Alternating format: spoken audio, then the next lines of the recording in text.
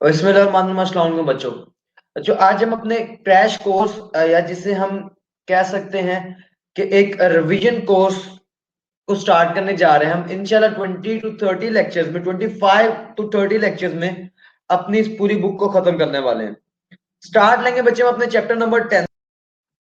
बच्चे आइए चलते हैं अपने चैप्टर नंबर 10 की तरफ, जिसका नाम है गैशियस एक्सचेंज।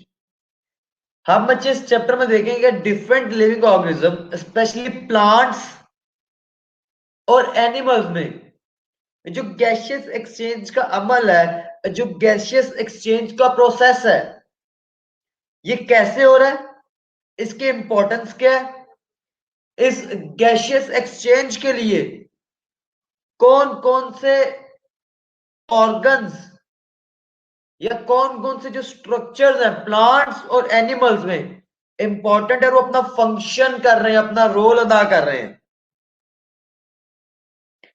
तो उनके रोल के साथ साथ हम उन स्ट्रक्चर्स को डिटेल में पढ़ेंगे भी कि जो हमारे पास जो डिफरेंट स्ट्रक्चर्स आ रहे हैं। जैसे प्लांट के केस में हमारे पास स्टोमेटा और लेंटिकल्स आएंगे। ह्यूमन के केस में हम पूरा एयर पैसेज और लंग्स को पढ़ेंगे, जिसमें हम नोज को देखेंगे, ट्रैकिया को, लैरिंक्स को, फेरिंक्स को। तो आइए बच्चे चलते हैं हम गैशियस एक्सचेंज इन प्लांट्स की तरफ। अब उसमें 3 कंडीशन देगा। पहले कंडीशन में ऐसे प्लांट की देगा कि अगर एक प्लांट नॉर्मल जमीन पे ग्रो कर रहा है, टेरेस्ट्रियल प्लांट बच्चे जिसको हम कह देते हैं। फिर दूसरी कंडीशन में ऐसे प्लांट्स की देगा जो डेजर्ट एरिया में रह रहे हैं, जब पानी का शॉर्टेज है। और फिर तीसरी कंडीशन बच्चों में ऐसे प्लांट्स देगा जो पानी में रह रहे हैं, जैसे वाटर लिली जिनके पास पानी अबंडेंस में है। उसके बाद वो हमारे से डिफरेंट स्ट्रक्चर्स पूछेगा कि जिनके थ्रू प्लांट गैसियस एक्सचेंज कर रहा है। वो हमें बताएगा कि रूट्स में प्लांट किस जगह से कैसे एक्सचेंज कर रहा है, प्लांट्स लीव्स के थ्रू कैसे गैसियस एक्सचेंज कर रहा है, अपनी स्टेम्स के थ्रू कैसे प्लांट गैसियस एक्सचेंज कर रहा है। फिर हमें वो भी ये बताएगा कि वो कौन सी गैसेस है मेनली जो प्लांट अपने एनवायरमेंट के साथ एक्सचेंज कर रहा है। तो बच्चे वो हमारे पास होंगी कौन कौन सी, carbon dioxide and oxygen. Plant दिन के टाइम पे 2 काम एक साथ कर रहा होता है, रेस्पिरेशन और फोटोसिंथेसिस। अब प्लांट को रेस्पिरेशन के लिए ऑक्सीजन चाहिए और फोटोसिंथेसिस के लिए कार्बन डाइऑक्साइड चाहिए। तो थ्रू स्टोमेटा हम पढ़ेंगे, स्टोमेटा के जितने बच्चे स्मॉल पोर्स होंगे लीव्स की सरफेस पे, जिनके थ्रू प्लांट गैसियस एक्सचेंज कर रहा होगा। मुझे स्टार्ट करते हैं अपने लेक्चर को। बड़ी इंपॉर्टेंट बात से वो स्टार्ट कर रहा है। प्लांट्स हैव नो ऑर्गन्स और system for the exchange of gases with the environment. वो कहता है जो प्लांट है इसके पास कोई ऑर्गन या ऑर्गन सिस्टम नहीं है एनवायरमेंट से गैस एक्सचेंज करने के लिए। तो बच्चे जो प्लांट है इसके पास कोई ऑर्गन या ऑर्गन सिस्टम नहीं है गैसियस एक्सचेंज के लिए। अगर किसी प्लांट को गैसियस एक्सचेंज करना है तो उसके जो सेल्स हैं उनको अपने तय अपनी मदद आपके तहत गैसियस एक्सचेंज करना पड़ेगा। तो बात माइंड में क्लियर रखिएगा। वो हमें अक्सर कहते हैं क्यों, इसके पीछे रीजन क्या है। जो प्लांट्स हैं they do not have a developed organ system level in them. So plants have no organ or systems for the exchange of gases with the environment. Every cell of plant body exchanges gas with the environment by its own. जो plant का cell है वो अपनी मदद आपके तहत खुद ही environment से गैसेस का एक्सचेंज कर रहा है, क्योंकि प्लांट के पास कोई डिवेलप्ड ऑर्गन या ऑर्गन सिस्टम नहीं है गैसियस एक्सचेंज के लिए। अब बच्चे में लेके जाएगा लीव की तरफ, कि लीव में कौन सा ऐसा स्ट्रक्चर है जिसके थ्रू प्लांट गैसेस एक्सचेंज कर रहा है। उसके बाद वो हमें दो कंडीशन देगा, एक डे टाइम की, एक नाइट टाइम की। पूछेगा डे टाइम में लीव कैसे गैस एक्सचेंज कर रहा है, और नाइट टाइम में लीव कैसे गैस एक्सचेंज कर रहा है।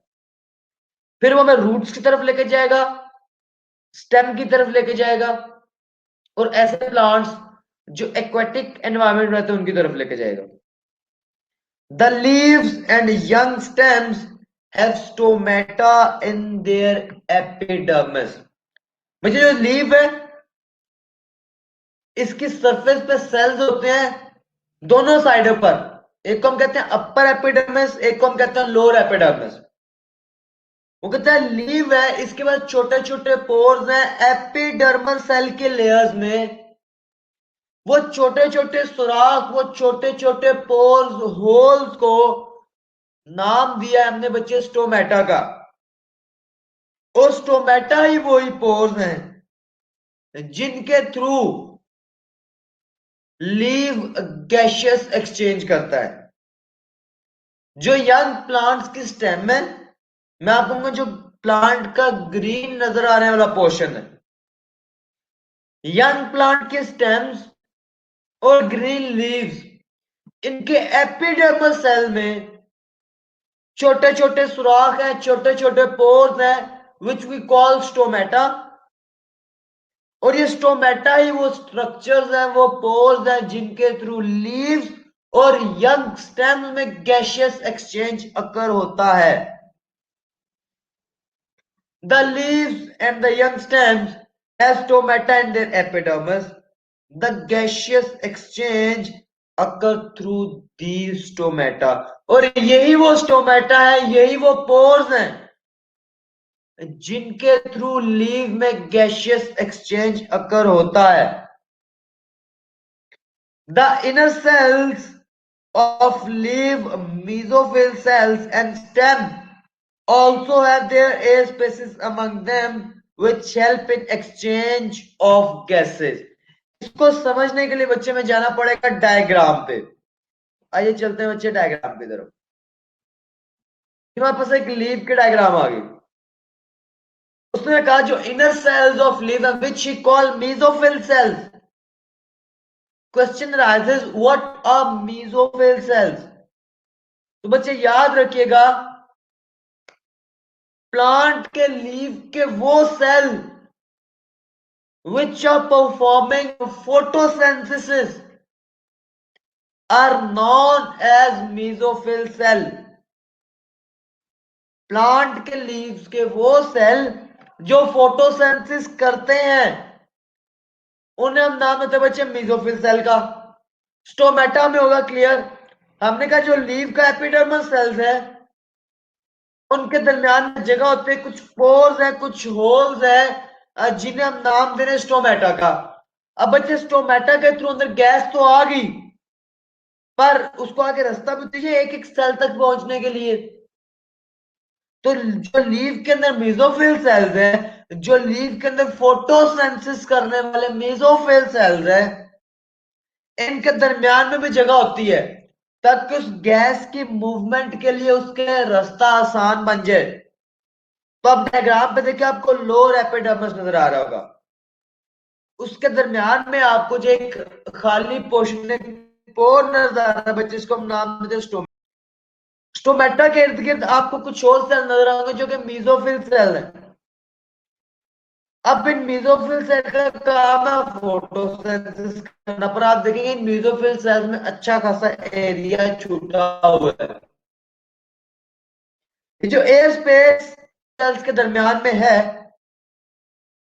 ये एयर स्पेस एक्चुअली हेल्प कर रही है गैसेस की मूवमेंट को आसान बनाने में। मजीद आगे बच्चे में दो कंडीशन की तरफ लेके जा रहा है। Leaf cell face two situation during daytime when the mesophyll cells of leaves are carrying out a photosynthesis and respiration side by side. The oxygen produced in photosynthesis utilized in cellular respiration Similarly, the carbon dioxide produced in respiration is used in photosynthesis.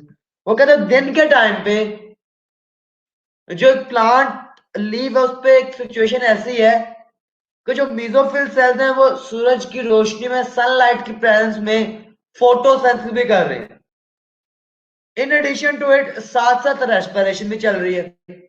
तो जो respiration की by product है, waste product है, वो है carbon dioxide, जबकि photosynthesis के लिए कार्बन डाइऑक्साइड प्लांट को चाहिए। अगर आप दूसरी तरफ देखें, फोटोसिंथेसिस की बाय प्रोडक्ट या वेस्ट प्रोडक्ट है कार्बन ऑक्सीजन, और रेस्पिरेशन के लिए ऑक्सीजन चाहिए। तो डे टाइम पे होता क्या है, फोटोसिंथेसिस से जो ऑक्सीजन प्रोड्यूस हुई वो प्लांट यूज करता है रेस्पिरेशन के लिए जितनी उसको चाहिए। जो एक्सेस में बची उसको स्टोमेटा के थ्रू रिमूव कर दिया एटमॉस्फेयर में। डे टाइम पे साथ साथ रेस्पिरेशन भी चल रही है। रेस्पिरेशन में कार्बन डाइऑक्साइड प्रोड्यूस हुई, उस कार्बन डाइऑक्साइड को प्लांट ने फोटोसिंथेसिस के लिए इस्तेमाल कर लिया। तो दिन के टाइम पे प्लांट के लिए में काम तो बहुत बेहतरीन चल रहा है। जो एक प्रोसेस की वेस्ट प्रोडक्ट है वो दूसरे प्रोसेस का रिएक्टेंट है, जबकि जो दूसरे प्रोसेस की वेस्ट प्रोडक्ट है वो पहले प्रोडक्ट के लिए या पहले रिएक्शन के लिए रिएक्टेंट है। तो दिन के टाइम पे हो गया काम ठीक। अब वो मैं रात की कंडीशन की तरफ लेके जा रहा है। However, during night, when there is no photosynthesis occurring, the leaf cell get oxygen from the environment and release carbon dioxide through stomata. अब है बच्चे रात की कंडीशन पे, रात के टाइम पे। अब रात के टाइम पे no sun means no sunlight, no sunlight, so no photosynthesis. So no photosynthesis means no production of oxygen. तो बच्चे रात के टाइम पे मीजोफिल सेल फोटोसिंथेसिस नहीं कर रहे, पर रेस्पिरेशन तो प्लांट में हो रही है। तो प्लांट को ऑक्सीजन तो चाहिए, जबकि रेस्पिरेशन रात को भी हो रही है। तो कार्बन डाइऑक्साइड प्लांट की बॉडी में तो रात को भी प्रोड्यूस है, जबकि ऑक्सीजन प्रोड्यूस नहीं हो रही। तो रात के टाइम पे क्या होता है, जो प्लांट है वो थ्रू स्टोमेटा गैसियस एक्सचेंज करता है, क्या ऑक्सीजन एनवायरनमेंट से अंदर लेके आता है और एक्सेस कार्बन डाइऑक्साइड को बॉडी से आउट रिमूव करता है थ्रू स्टोमेटा। तो जब प्लांट के लीफ पे हमने देखी दो सिचुएशन, दो कंडीशन, डे टाइम में फोटोसिंथेसिस भी होती है, रेस्पिरेशन भी हो रही थी। प्लांट ने ड्यूरिंग डे टाइम जो फोटोसिंथेसिस की ऑक्सीजन है उसको रेस्पिरेशन के लिए इस्तेमाल किया और एक्सेस ऑक्सीजन को through stomata out of body remove कर दिया। और जो रेस्पिरेशन में कार्बन डाइऑक्साइड प्रोड्यूस हो रही थी उसको फोटोसिंथेसिस में इस्तेमाल कर लिया। रात के टाइम में फोटोसिंथेसिस नहीं हो रही थी, ऑक्सीजन की प्रोडक्शन नहीं थी, तो प्लांट को रेस्पिरेशन के लिए तो ऑक्सीजन चाहिए। तो प्लांट ने क्या किया, थ्रू स्टोमेटा एनवायरनमेंट से ऑक्सीजन एब्जॉर्ब की और after respiration excess carbon dioxide को वापस एनवायरनमेंट में रिलीज कर दिया। नेक्स्ट बच्चे हम जा रहे हैं लेंटिकल्स की तरफ, और एक में बड़ा इंपॉर्टेंट शॉर्ट आता होता है, different between lenticels and stomata. तो याद रखिएगा बच्चे, इन दोनों का फंक्शन सेम होगा, सिर्फ लोकेशन का फर्क होगा। स्टोमेटा क्या बच्चे, the pores are holes on the surface of leaves for the gaseous exchange are known as stomata, जबकि लेंटिकल जो बच्चे मिच्योर वुडी बार्क है प्लांट की, प्लांट का जो वुडी स्टेम है जो ब्राउन इन कलर है, इस पे जो पोर्स मौजूद है, काम तो उनका भी गैशियस एक्सचेंज ही है, उनको हमने नाम दिया लेंटिकल्स का। अगर पोर्स लीव्स में है तो स्टोमेटा, अगर पोर्स बार्क वुडी स्टेम में है तो लेंटिकल्स, फंक्शन दोनों का सेम है, गैशियस एक्सचेंज। तो in woody stems and mature roots, woody stems में और मेच्योर रूट्स में, वुडी स्टेम्स बचे क्या, जो बार्क है ट्री की। So in woody stems and mature roots, the entire surface is covered by bark which is impervious to gases or water. वो कहते हैं जो प्लांट की स्टेम है, वुडी स्टेम, वो एक कवरिंग से बिछी हुई है, उसके ऊपर एक कवरिंग मौजूद है। उस कवरिंग को नाम क्या दिया बच्चे उसने, बार का। जो प्लांट का एक ऊपर छिलका ब्राउन इन कलर में, आम दरख्तों की जो छाल नजर आती है उसको हम बार कहते हैं।